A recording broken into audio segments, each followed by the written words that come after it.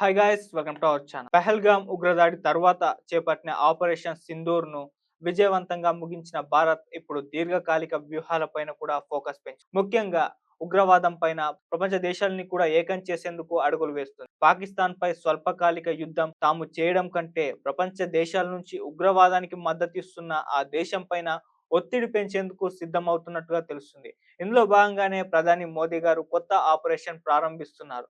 ఐక్యరాజ్య సమితితో పాటు భారత్‌కు కీలక మిత్ర దేశాల్లో పర్యటించి ఉగ్రవాద వ్యతిరేక సందేశం వినిపించేందుకు వీలుగా ప్రధాని మోదీ గారు ఇవాళ 7 ఎంపీల నేతృత్వంలో వేర్వేరు అఖిలపక్ష బృందాలనైతే ఏర్పాటు చేశారు. ఇందులో కాంగ్రెస్ ఎంపీ శశి థరూర్‌తో పాటు బీజేపీ ఎంపీలు Ravi Shankar Prasad, Vaijayanti and Pandya, JDU MP Sanjay Kumar Jha, DMK MP Kanimozhi, NCP MP Supriya Sule, Shiv Sena Shinde వర్గం ఎంపీ శ్రీకాంత్ షిండే ఉన్నారు. ఈ 7 ఎంపీల నేతృత్వంలోని అఖిలపక్ష బృందాలు త్వరలో ఐరాసతో పాటు భారత్‌కు కీలక మిత్ర దేశాల్లో పర్యటిస్తాయని కేంద్ర మంత్రి కిరణ్ రిజిజు ట్వీట్ చేశారు. శశి థరూర్ నేతృత్వంలో అఖిలపక్ష బృందం అమెరికాకు వెళ్లనుంది. తూర్పు ఐరోపా దేశాలకు బైజయంత్ పాండా బృందం, అలాగే రష్యాకు కనిమొళి నేతృత్వంలోని బృందం, ఆగ్నేయాసియాకు సంజయ్ ఝా బృందం, మిడిల్ ఈస్ట్ దేశాలకు రవిశంకర్ ప్రసాద్ బృందం, పశ్చిమాసియా దేశాలకు సుప్రియా సులే బృందం, ఆఫ్రికన్ దేశాలకు శ్రీకాంత్ షిండే బృందం వెళ్లేలా కేంద్రం షెడ్యూల్ అయితే చేసింది. ఆయా దేశాల్లో వీరు 2 రోజుల పాటు పర్యటించే అవకాశం కూడా ఉంది. ఆపరేషన్ సింధూర్ నేపథ్యంతో పాటు ఉగ్రవాదానికి వ్యతిరేకంగా భారత్ చేస్తున్న పోరును ఈ అఖిలపక్ష ఎంపీల బృందాలు మిత్ర దేశాలకు వివరించబోతున్నారు. వీరు ఐరాస భద్రతా మండలి సభ్య దేశాలతో పాటు భారత్ మిత్ర దేశాల్లో పర్యటిస్తారని తెలిపారు. తీవ్రవాదానికి వ్యతిరేకంగా భారత్ ఏకమవుతున్న తీరు ఏ విధమైన తీవ్రవాదానికి అయినా తాము వ్యతిరేకమన్న సందేశం వీరు మిత్ర దేశాలకైతే వినిపిస్తారు. తీవ్రవాదంపై భారత్ అనుసరిస్తున్న జీరో టాలరెన్స్ విధానాన్ని వీరు ఆయా దేశాలకు వివరిస్తారు. తద్వారా పాకిస్తాన్ పై దౌత్యపరంగా ఒత్తిడి పెంచబోతున్నట్టుగా తెలుస్తుంది. సో, ఈ రకంగా అన్ని మార్గాల్ని పాకిస్తాన్‌కు మూసివేస్తున్నట్టుగా అయితే మనం అర్థం చేసుకోవచ్చు. ఆల్రెడీ ఆపరేషన్ సింధూర్ పేరుతో విజయాన్ని సాధించింది. దాదాపు 100కు పైగా టెర్రరిస్టులను చంపేసింది. చాలా టెర్రరిస్టు ఏవైతే ఉన్నాయో వాళ్ళ క్యాంపులన్నిటిని కూడా కూల్చివేయడం జరిగింది. సో, ఈ రకంగా అటు టెర్రరిస్టులను అంతం చేయడంలో ఆపరేషన్ సింధూర్ సక్సెస్ సాధించింది. ఆ తరువాత దౌత్య వాణిజ్య పరంగా, ఆర్థిక పరంగా కూడా చాలా పాకిస్తాన్ అయితే దెబ్బతీయడం జరిగింది. సింధు నది జలాల్ని ఆపేయడం, ఇక్కడున్న పాకిస్తాన్ వాళ్ళని వాళ్ళ దేశానికి పంపించేయడం, ఎటువంటి ట్రేడ్ జరపకపోవడం, వాళ్ళ ఎయిర్ క్రాఫ్ట్స్ మొత్తాన్ని కూడా మన గగనతలంలో ఎగరనీయకుండా చేయడం, ఇలా అన్ని రకాలుగా వాణిజ్య పరంగా, ఆర్థిక పరంగా అయితే దెబ్బతీసింది. ఆ తర్వాత మిలిటరీ పరంగా ఆపరేషన్ సింధూర్ పేరుతో సక్సెస్ సాధించింది. ఇప్పుడు దౌత్య పరంగా కూడా దెబ్బతీసే ప్రయత్నాలు చేస్తుంది భారత్. సో, ఆ రకంగా అఖిలపక్ష బృందాలను ఏర్పాటు చేసి వాళ్ళని విదేశాలకు పంపించి, ఇదిగో పాకిస్తాన్ ఈ రకంగా టెర్రరిస్టులకు వాళ్ళు మద్దతు తెలుపుతున్నారని చెప్పేసి వాళ్ళ అసలు స్వరూపాన్ని ఎక్స్‌పోజ్ చేసేందుకు సో, బృందాలన్నిటిని కూడా ఏర్పాటు చేసి వాళ్ళని వివిధ దేశాలన్నిటి కూడా అంటే భారతదేశంతో మిత్ర దేశాలుగా ఉన్న దేశాలన్నిటిని కూడా పంపించి ఇవన్నిటిని కూడా ఎక్స్‌పోజ్ చేసే అవకాశం అయితే కనిపిస్తుంది. ఈ రకంగా మిగతా దేశాల పైన కూడా ప్రపంచ దేశాల పైన పాకిస్తాన్‌ని ఏకాకి చేయడమే భారత్ లక్ష్యంగా కనిపిస్తుంది. ఉగ్రవాదులకు మద్దతు తెలిపితే పాకిస్తాన్ కూడా ఉండదని మోదీ గారు అప్పుడే వార్నింగ్ ఇచ్చారు. రక్తము, నీళ్లు ఒకే దాంట్లో ప్రవహించవని కూడా చెప్పడం చూసాం. ఆ రకంగా ఇది మరో అడుగు వేసి పాకిస్తాన్‌కు గట్టి దెబ్బ తీసేలా ఈ నిర్ణయం తీసుకున్నట్లుగా తెలుస్తుంది. సో, ఈ రకంగా అఖిలపక్ష బృందాలు తొందరలో వెళ్ళబోతున్నాయి ఇతర దేశాలకు.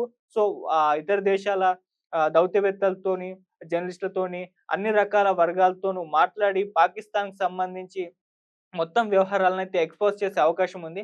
దీనికి కౌంటర్‌గా పాకిస్తాన్ కూడా వాళ్ళ బృందాలను ఏర్పాటు చేసుకొని ఇతర దేశాలకు పంపించి వాళ్ళేదో సర్ది చెప్పుకునే ప్రయత్నం చేస్తున్నట్టుగా కూడా కొన్ని వార్తలైతే వస్తున్నాయి.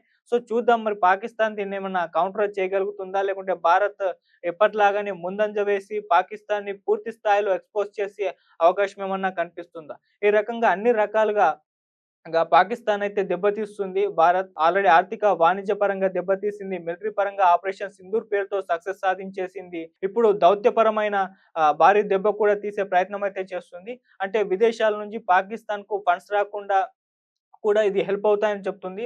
ఆల్రెడీ టీఎంఎఫ్ కొంత ఫండ్స్ ఇవ్వడం జరిగింది. అప్పుడు వాళ్ళు లెటర్ రాయడం జరిగింది భారత్ నుంచి. ఈ విధంగా మీరు ఫండ్స్ ఇవ్వకండి. అవి వాళ్ళు ఉగ్రవాదానికి ఖర్చు పెడుతున్నారు. ఉగ్రవాదుల్ని తయారు చేస్తున్నారు. ఇతర దేశాల పైన ఉగ్రవాదుల్ని వాళ్ళు రెచ్చగొట్టి పంపిస్తున్నారు. సో, ఉగ్రవాదం అనేది ఒక భారతదేశానికి కాదు, ప్రపంచ దేశాలన్నిటికి కూడా అది పెద్ద ప్రమాదం అని చెప్పే ప్రయత్నం అయితే ఖచ్చితంగా భారత్ దాన్ని చేసి పాకిస్తాన్‌ని ఆ రకంగా ఉగ్రవాదానికి మద్దతు తెలుపుతున్న దేశంగా ఎక్స్‌పోజ్ చేసే అవకాశం అయితే కనిపిస్తుంది. సో, ఇది పాకిస్తాన్‌కైతే పెద్ద దెబ్బ అని చెప్పుకోవాలి. ఆ రకంగా ప్రధాని మోదీ గారు తీసుకున్న నిర్ణయం పైన దేశవ్యాప్తంగా కూడా హర్షధ్వానాలైతే వ్యక్తమవుతున్నాయి. చూద్దాం ఈ దౌత్యపరమైన దెబ్బ పాకిస్తాన్‌ని ఏ స్థాయిలో దెబ్బతీస్తుందో, మరి మన బృందాలు ఏ స్థాయిలో పాకిస్తాన్‌ని ఎక్స్‌పోజ్ చేయడంలో సక్సెస్ అవుతాయో, మరి ప్రపంచ దేశాలన్నీ కూడా పాకిస్తాన్‌ని ఏ రకంగా ట్రీట్ చేస్తాయి, ఏ రకంగా చూస్తాయి ఈ అఖిలపక్ష భేటీల తర్వాత అనేది కూడా మనం కూడా వెయిట్ చేసి చూడాలి. కానీ పెద్ద ఎఫెక్ట్ అయితే పాకిస్తాన్ పైన పడే అవకాశం ఉంది. ఆల్రెడీ పాకిస్తాన్ అన్ని రకాలు కూడా ఇబ్బందుల్లో ఉంది. వాళ్ళే కాళ్ళబేరానికి వస్తున్నారు. వాళ్ళే సింధు నది జలాల ఒప్పందం క్యాన్సెల్ చేసుకోవడంతో విలవిల్లాడిపోయారు. ఎలాగైనా దీన్ని పునఃసమీక్షించాలని చెప్పేసి కూడా లెటర్ రాయడం జరిగింది. ఆ తర్వాత శాంతి ఒప్పందాలకు కూడా మేము సిద్ధమంటూ అటు కేంద్రానికి ఒక లెటర్ రాసారు. కానీ ఆల్రెడీ మోదీ గారు క్లియర్‌గా చెప్పేసారు. మీతో మీటింగ్ ఏర్పాటు చేయడం అంటే అది కేవలం 2 అంశాల మీద, ఒకటి ఉగ్రవాదం పైన, రెండోది పీఓకే పైన అని కూడా ఆయన క్లారిటీగా చెప్పేసారు. అంటే ఎటువంటి మీటింగ్స్ మరోటుండదు. ఈ 2 అంశాల గురించి ప్రస్తావిస్తే అని చెప్పారు. అండ్ వాళ్ళు మోదీ గారు ఇంకోటి కూడా చెప్పారు. మూడో పార్టీ, థర్డ్ పార్టీ అనేది ఉండదు. అంటే ట్రంప్ ట్వీట్ చేశారు. నేనే వీళ్ళిద్దరి మధ్య సీజ్ ఫైర్ అమలు చేసేలా చేశాను. నేనే ఈ యుద్ధాన్ని ఆపానని చెప్పేసి ఆయన చెప్పుకున్నారు. కానీ భారత్ ఎక్కడ కూడా ట్రంప్ మధ్యవర్తిత్వం వహించాడని కూడా చెప్పలేదు. ఇది ఇంకో పార్టీ కూడా మధ్యలోకి రాదు. మనమే మాట్లాడుకుంటాం. అది కూడా 2 అంశాల మీద, ఉగ్రవాదం పైన, పీఓకే పైన అని కూడా మోదీ గారు హెచ్చరించడం జరిగింది పాకిస్తాన్‌ని. సో, ఈ రకంగా పాకిస్తాన్ కాళ్ళబేరానికి వచ్చే ప్రయత్నం చేస్తున్నప్పటికీ భారత్ గట్టి దెబ్బైతే ఇస్తుంది. ఏ రకంగా కూడా కాళ్ళబేరానికి వచ్చే ప్రసక్తి లేదు. మీరు ఉగ్రవాదానికి మద్దతు తెలుపుతున్నంత కాలం మద్దతు తెలిపితే మాత్రం పాకిస్తాన్ లేకుండా పోతుంది అని జెప్పేసి కూడా మోదీ గారైతే వార్నింగ్ ఇచ్చారు. సో, ఈ నేపథ్యంలో పాకిస్తాన్‌ని ఎన్ని రకాలుగా దెబ్బతీయాలో అన్ని రకాలుగా పెహల్గాం ఉగ్రదాడికి ప్రతీకారంగా భారత్ అన్ని రకాల చర్యల్ని కూడా చేపడుతుంది. సో, మొదటి నుంచి కూడా తీసుకున్న నిర్ణయాలు మనం చూస్తూ వచ్చాం. మొత్తం సింధు నది జలాల ఒప్పందాన్ని రద్దు చేసుకోవడం, ట్రేడ్‌ని రద్దు చేసుకోవడం, మొత్తం పాకిస్తాన్‌కి చెందిన వాళ్ళని పాకిస్తాన్ వాళ్ళ దేశానికి పంపించేయడం, వాళ్ళ వీసాలని రద్దు చేయడం అది చూసాం. ఆ తర్వాత ఆపరేషన్ సింధూర్ పేరుతో మొత్తం కూడా ఉగ్రవాదుల పైన దాడులు చేసి వాళ్ళ క్యాంపుల్ని నాశనం చేసాం. ఉగ్రవాదుల్ని 100కు పైగా మంది కూడా చంపేయడం జరిగింది. ఆ తర్వాత పాక్ కౌంటర్ అటాక్ చేసిన దాన్ని కూడా గట్టిగా ఎదుర్కొంది. అక్కడ కూడా గట్టి దెబ్బతీసింది. ఆ తరువాత పాకిస్తాన్ అటు ట్రంప్ సహాయంతో కాళ్ళబేరానికొచ్చి సీజ్ ఫైర్ ఒప్పందానికైతే భారత్‌ను ఒప్పించగలిగింది. సో, ఆ రకంగా కాల్పుల విరమణ జరిగింది. కానీ ఇప్పుడు దౌత్యపరమైన దెబ్బతీసే అయితే అవకాశం అయితే కనిపిస్తుంది. ప్రపంచ దేశాల ముందు పాకిస్తాన్‌ని ఏకాకి చేసే ప్రయత్నం, ప్రపంచ దేశాల ముందు పాకిస్తాన్ ఉగ్రవాదులకు ఏ రకంగా మద్దతు తెలుపుతుందో ఇప్పుడు ఎక్స్‌పోజ్ చేసే అవకాశం అయితే, ఆ ప్రయత్నం అయితే భారత్ చేస్తుంది. మరి చూద్దాం అఖిలపక్ష ఈ బృందాలు ఏవైతే ఉన్నాయో మరి ఇతర దేశాలకు వెళ్లి ఏ రకంగా పాకిస్తాన్‌ని ఎక్స్‌పోజ్ చేయడంలో సక్సెస్ అవుతారో మనం కూడా వెయిట్ చేసి చూద్దాం. సో, ఇది పాకిస్తాన్‌కి పెద్ద దెబ్బగా అయితే చాలామంది వర్ణిస్తున్నారు ఇప్పుడే. మరి చూద్దాం పాకిస్తాన్ ఏ స్థాయిలో ఇది డ్యామేజ్ చేస్తుందో మనం అందరం కూడా వెయిట్ చేసి చూద్దాం. Thank you so much.